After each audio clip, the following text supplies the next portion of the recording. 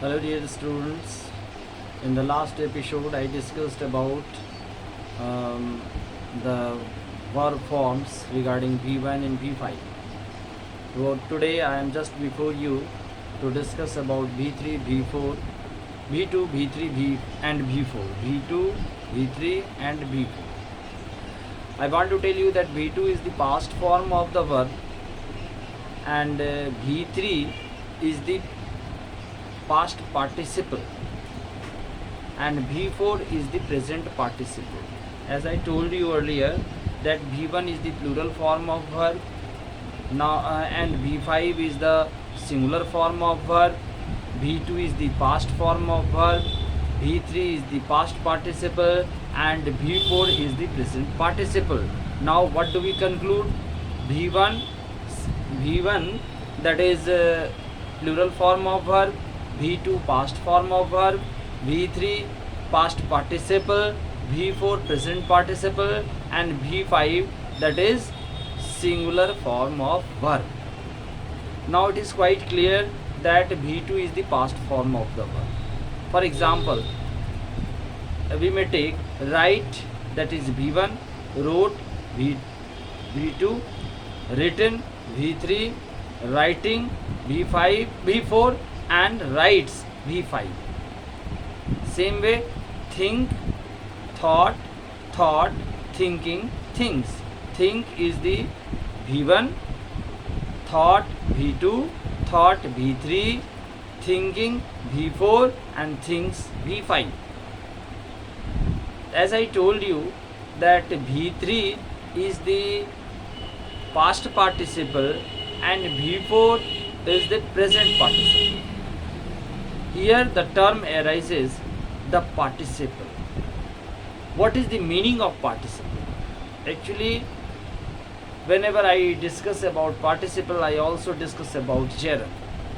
Participle, that is the a verb which has the force of an adjective, that is called participle.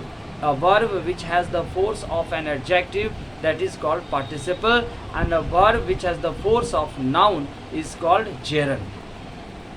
So I tell you at first participle. For example, we take an example. I saw a barking dog. Here the dog is noun, but its quality is what? Barking.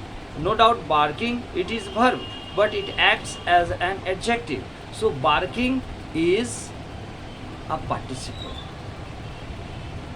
On the other hand, whenever I say swimming is a good exercise, swimming is a good exercise.